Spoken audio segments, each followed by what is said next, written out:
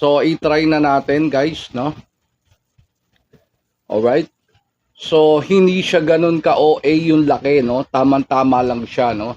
Gaya ng sinabi ko, pagka naghanap kayo ng tamang sukat para sa hats, especially kung yung mga gaya nito, mga fashionable cowboy hats, is yung pinakaharap niya dito sa harap, 'di ba?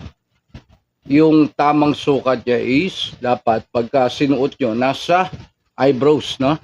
And then kabilaan, one finger, and then also dito one finger.